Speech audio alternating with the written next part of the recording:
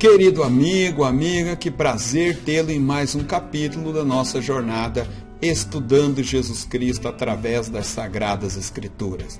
Neste ponto nós vamos estudar a segunda vinda de Cristo, o regresso de Jesus a este mundo para receber a sua noiva amada, a Igreja.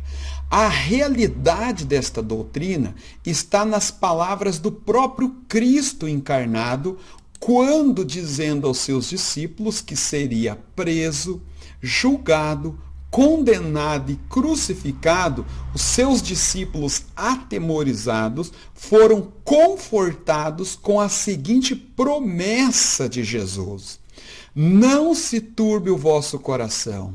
Credes em Deus, credes também em mim.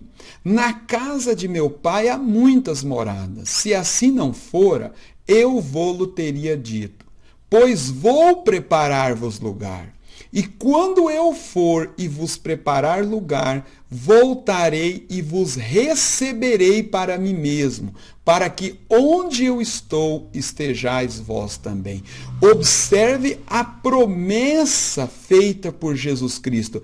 E quando eu for e vos preparar lugar, voltarei e vos receberei para mim mesmo, para que onde eu estiver, estejais vós também. Esta promessa está trabalhada em todas as Sagradas Escrituras, sobretudo em um outro episódio, quando ele foi assunto aos céus e uma nuvem ocultou Jesus da visão dos discípulos e eles continuaram com os olhos fitos aos céus, quando dois anjos se colocaram diante deles e os exortaram com a seguinte palavra: varões galileus, por que estejais olhando para as alturas? Esse Jesus que dentre vós foi assunto aos céus, virá do modo como viste subir. Os apóstolos também trabalharam esta doutrina nas suas epístolas. Vamos ler o que o apóstolo São Paulo escreveu à igreja de Tessalônica, na sua primeira carta, capítulo 4. Não queremos, porém, irmãos, que sejais ignorantes com respeito aos que dormem, para não vos entristecerdes como os demais, que não têm esperança. Pois se cremos que Jesus morreu e ressuscitou, assim também Deus, mediante Jesus, trará em sua companhia os que dormem. Ora, ainda vos declaramos por palavra do Senhor isto: nós, os vivos, os que ficarmos até a vinda do Senhor, de modo algum precederemos os que dormem. Porquanto o Senhor mesmo, dada a sua palavra de ordem, ouvida a voz do arcanjo e ressoada a trombeta de Deus, descerá dos céus, e os mortos em Cristo ressuscitarão primeiro. Depois nós, os vivos, os que ficarmos, seremos arrebatados juntamente com eles, entre nuvens, para o encontro do Senhor nos ares. E assim estaremos para sempre com o Senhor. Consolai-vos, pois, uns aos outros com estas palavras. Esta é uma doutrina viva, uma doutrina clara nas Escrituras, e Deus trabalhou este advento em várias situações que nós temos como tipos, metáforas, ilustrações nas Sagradas Escrituras. Nós temos vários episódios que ocorreram nas Sagradas Escrituras que tipifica este evento que ocorrerá.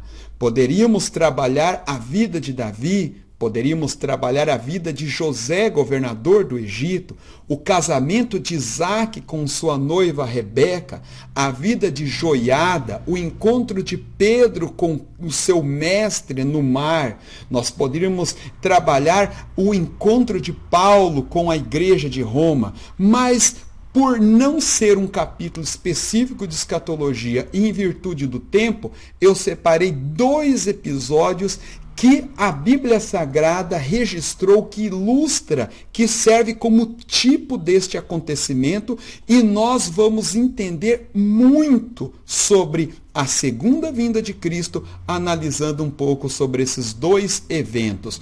O primeiro é a vida de Enoque. Enoque, a Bíblia registra a sua vida em 3 passagens: Gênesis, capítulo 5, Judas e Hebreus, capítulo 11. Vamos ler um pouco sobre o que a Bíblia fala sobre este homem denominado Enoque. Enoque viveu 65 anos e gerou a Metusalém. Andou Enoque com Deus, e depois que gerou a Metusalém, viveu 300 anos, e teve filhos e filhas. Todos os dias de Enoque foram 365 anos. Andou Enoque com Deus e já não era, porque Deus o tomou para si. Vamos ver em Judas, fala um pouco sobre o ministério e sobre a vida de Enoque. Quanto a estes, foi que também profetizou Enoque, o 7º depois de Adão, dizendo: Eis que veio o Senhor entre suas santas miríades, para exercer juízo contra todos e para fazer convictos todos os ímpios acerca de todas as obras ímpias que impiamente praticaram, e acerca de todas as palavras insolentes que ímpios pecadores proferiram contra ele. Hebreus ainda fala: pela fé, Enoque foi transladado para não ver a morte. Não foi achado, porque Deus o arrebatou, o transladou, pois antes da sua transladação obteve testemunho de haver agradado a Deus. As Sagradas Escrituras nos diz que Enoque andou com Deus, profetizou para uma geração ímpia e pecadora a volta iminente do Senhor e o seu juízo contra os ímpios, e por fim ele foi arrebatado para não sofrer os juízos que Deus traria sobre os homens ímpios e pecadores que fora no dilúvio.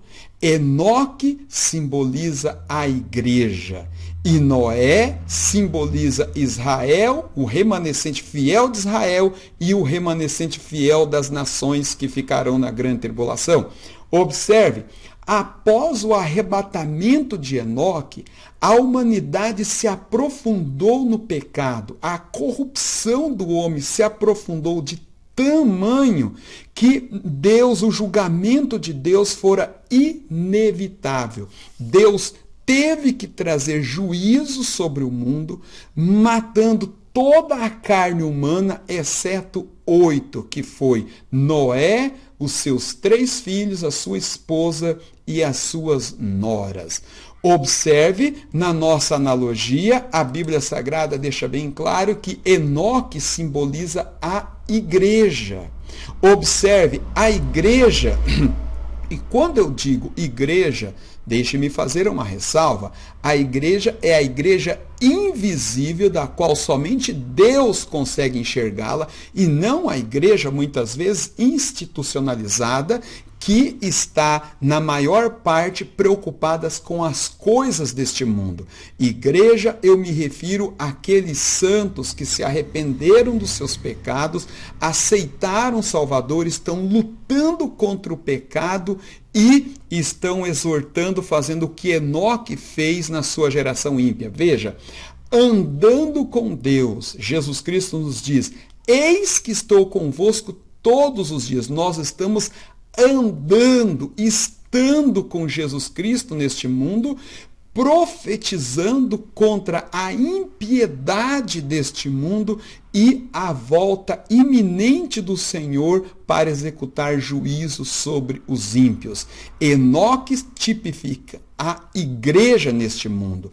E por fim, a igreja será arrebatada, transladada ao céu. Para quê? para não sofrer os juízos de Deus que virá sobre este mundo na grande tribulação, e então estará guardada pelo Altíssimo como Enoque fora guardado. E Noé simboliza o remanescente fiel de Israel e um remanescente fiel de todas as nações que conseguirá se livrar dos juízos de Deus na grande tribulação e repovoará a terra para o reino milenial, onde Deus cumprirá todas as suas promessas sobre o trono de Davi. Outra tipologia que também representa este advento é a vida de Elias e Eliseu. Elias é o profeta de Deus sobre a nação de Israel num período em que a nação estava apostatada e desviada da fé. Elias profetizou porque o Espírito de Deus estava sobre ele. E até o momento que Deus o arrebatou para o céu, e então a sua capa cai, Eliseu toma para si a sua capa, e o Espírito de Deus se apodera de Eliseu, e ele então começa a exercer o seu ministério.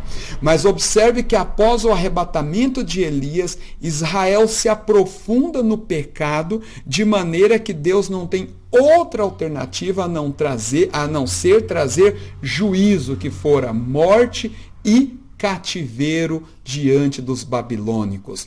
Observe, enquanto Elias estava exercendo o seu ministério, Eliseu não exerceu o seu. Uma vez que Elias fora arrebatado, o Espírito de Deus veio sobre Eliseu e este então começou a profetizar. Elias tipifica a igreja, Eliseu tipifica Israel. Enquanto a igreja está neste mundo, o Espírito de Deus está sobre a igreja e a igreja profetiza, a igreja faz a obra do Altíssimo. Quando a igreja for arrebatada aos céus, o Espírito de Deus se voltará sobre um remanescente fiel de Israel. Não é toda a nação, um remanescente fiel de Israel. Nós entramos em detalhes na disciplina de escatologia. Então, esse começa a exercer o seu ministério, mas o pecado vai se alastrar de uma maneira tão grande que o juízo de Deus é inevitável. Então Deus trará juízo sobre este mundo e então apenas restará um remanescente fiel de Israel e um remanescente fiel das nações para poder entrar no reino milenial e Deus cumprir as suas profecias. Elias tipifica a igreja que é arrebatado. Eliseu tipifica Israel que fica e inicia o seu ministério.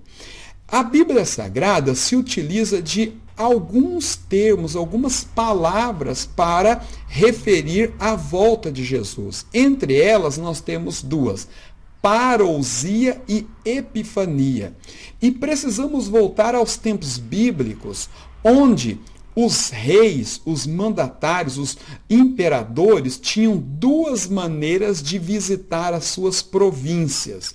A primeira era denominada de parousia, era uma vinda súbita, de repente, iminente, aonde o objetivo desta ida, desta vinda até esta província era um objetivo mais investigativo. O rei iria investigar como estava procedendo toda a administração, todas as situações naquela província e verificar se o seu subordinado estava sendo fiel.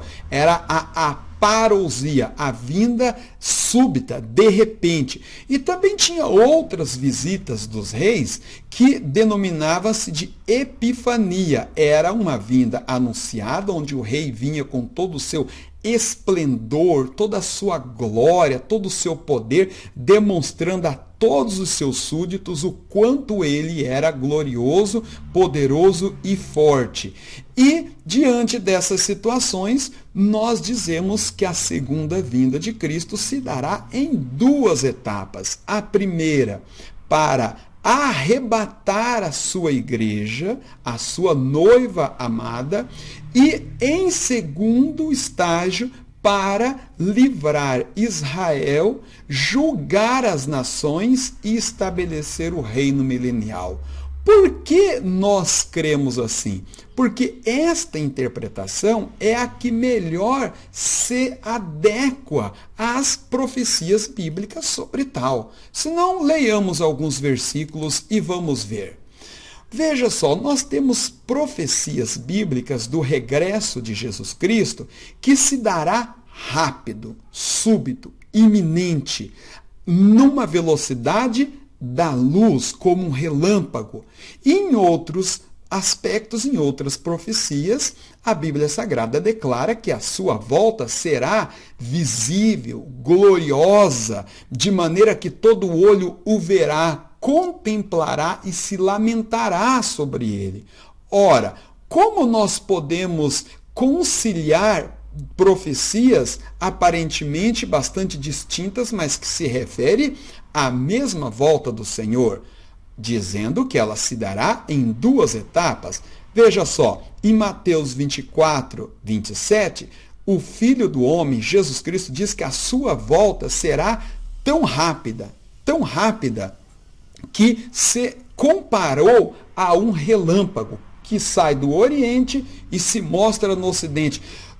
Tão rápido que não dá tempo das pessoas contemplar, presenciar de maneira muito clara, apenas ver o que ocorreu. E também nós podemos, a leitura que nós já fizemos em 1 Tessalonicenses, veja só, descerá dos céus e os mortos em Cristo ressuscitarão primeiro. Depois nós, os vivos, os que ficarmos, seremos arrebatados juntamente com eles entre nuvens para o encontro do Senhor nos ares. E assim estaremos com ele para sempre.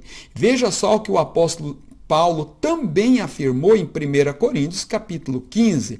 Veja só, isto afirma, irmãos, que a carne e o sangue não podem herdar o reino de Deus, nem a corrupção herdar a incorrupção. Eis que vos digo um mistério, nem todos dormiremos, mas transformados seremos todos, num momento, num abrir e fechar de olhos, ao ressoar a última trombeta. A trombeta soará, os mortos ressuscitarão incorruptíveis e nós seremos transformados. Veja a velocidade deste evento, no momento, num abrir e fechar de olhos. Ou seja, no original, este termo, momento, está dito um átomo de tempo. Átomo, na ideia dos antigos, era uma unidade indivisível, ou seja, numa unidade indivisível de tempo se dará este acontecimento. Então, algumas profecias nos diz que este evento será muito rápido e outras profecias já nos dizem que ele virá com poder e grande glória e todo olho o verá. Veja só o que diz Apocalipse 1:7. Eis que vem com as nuvens, e todo olho verá, até quantos os transpassaram. Todas as tribos da terra se lamentarão sobre ele. Certamente, amém. Veja só o que o próprio Cristo também falou dessa sua volta. Logo em seguida a tribulação daqueles dias, o sol escurecerá, a lua não dará sua claridade, as estrelas cairão do firmamento e os poderes dos céus serão abalados. Então aparecerá no céu o sinal do Filho do Homem.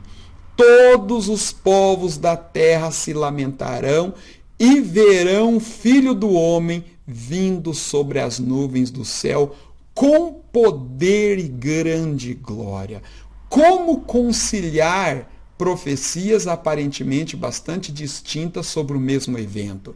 Conciliamos dizendo que este regresso do Senhor se dará em duas etapas. A primeira, para receber a sua noiva amada, arrebatando-a até os ares, e a segunda etapa, vindo com a sua igreja já glorificada para livrar Israel, julgar as nações e estabelecer o seu reino milenial.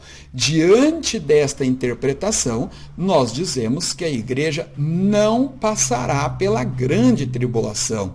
Nossa interpretação é a interpretação que não passaremos pela grande tribulação. E por que nós dizemos isso? Dizemos porque é a interpretação que melhor se adequa às profecias bíblicas. Como eu disse, não dá para nós estendermos muito por não ser uma aula escatológica. Na disciplina de escatologia a gente se estende bastante neste ponto, mas eu quero deixar claro alguns aspectos. A grande tribulação, o que é a grande tribulação? É um período onde Deus trará juízo sobre todo o mundo para julgar os ímpios que rejeitaram a verdade que está sendo proclamada pela igreja e abraçando o erro. Isso o apóstolo São Paulo diz na sua carta de 2 Tessalonicenses. E o Senhor trabalhará com Israel para que um remanescente fiel se converta e se volte ao verdadeiro Messias.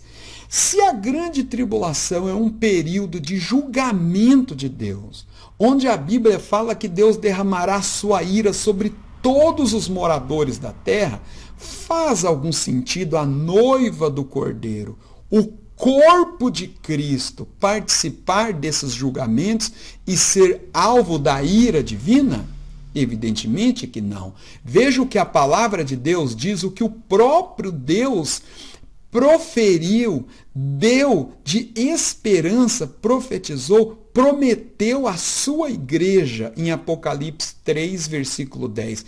Porque guardaste a palavra da minha paciência, também eu te guardarei da hora da provação. Algumas traduções diz da hora da grande tribulação que está para sobrevir ao mundo inteiro, para provar os habitantes da terra.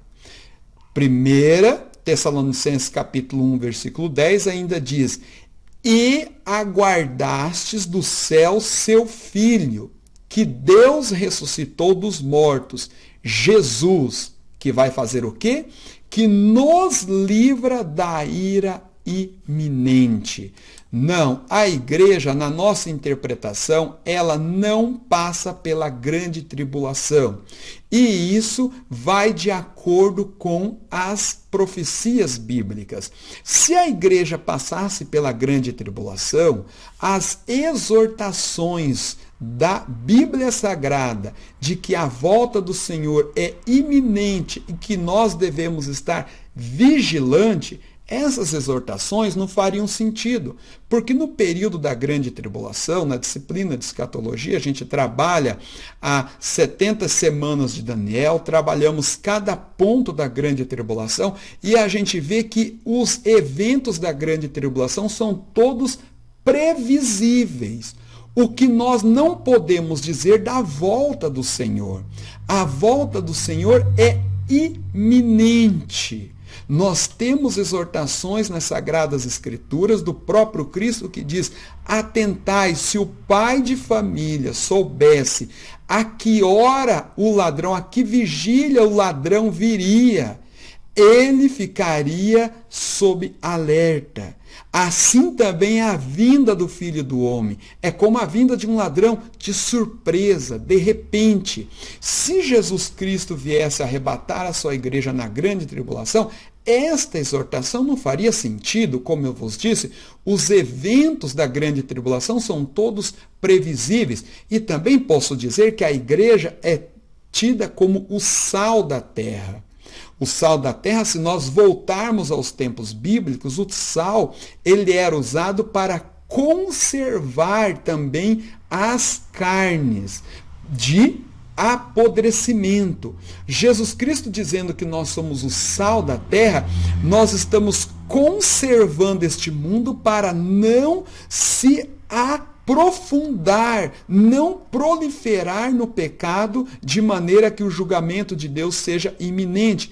Assim aconteceu com Enoque. O mundo se aprofundou no pecado somente após o arrebatamento de Enoque.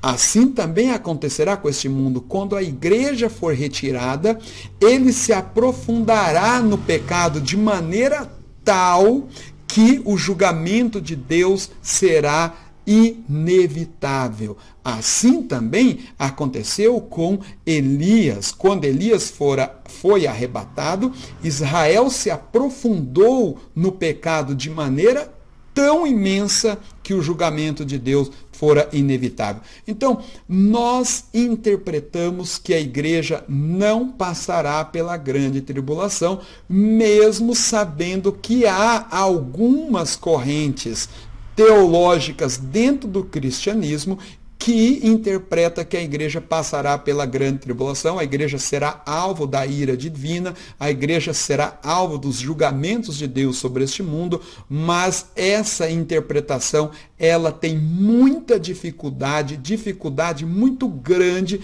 de se encaixar com as promessas de Deus à sua igreja, de que ele irá arrebatá-la e que ele deseja estar conosco comungando. Como se dará este evento extraordinário? A Bíblia Sagrada descreve com muitos detalhes. 1 Tessalonicenses capítulo 4, 1 Coríntios capítulo 15 e vários outros registros bíblicos. Se dará da seguinte forma: o Pai dará a sua palavra, o Filho se levantará do seu trono, os anjos farão grande festa. A Bíblia diz alaridos, barulhos, festa. Então o Cordeiro de Deus virá até as nuvens e os mortos ressuscitarão primeiro, e nós, os que ficarmos vivos, seremos arrebatados e juntos nos encontraremos com o Senhor nos ares, para sempre estarmos com Ele. E o apóstolo nos diz assim: consolai-vos com estas palavras. A Bíblia diz que será um acontecimento muito rápido, será na velocidade da luz, assim como o relâmpago sai do Oriente e se mostra no Ocidente, assim há de ser a vinda do Filho do Homem. Será iminente, assim como o ladrão vem de surpresa, o Filho do Homem virá de surpresa. E nós somos exortados com essas palavras para não sermos pegos subitamente de surpresa. Assim, Jesus Cristo deseja e nos exortou. Para não nos estendermos muito, vamos concluir este estudo dizendo que este acontecimento é a esperança da igreja desde o seu nascimento, desde que a igreja nasceu, em todo tempo, em toda a sua história na face da terra, é a sua esperança, a esperança de que o Rei dos Reis voltará e terá-nos consigo mesmo. Cristo e os apóstolos nos exortaram que ela pode ocorrer a qualquer momento. E aí fica uma exortação: estamos vivendo de acordo com esta expectativa? Nosso tesouro e esperança está neste mundo ou no mundo vindouro, na Jerusalém celestial? Não podemos concluir com outra palavra a não ser Maranata, ora vem, Senhor Jesus.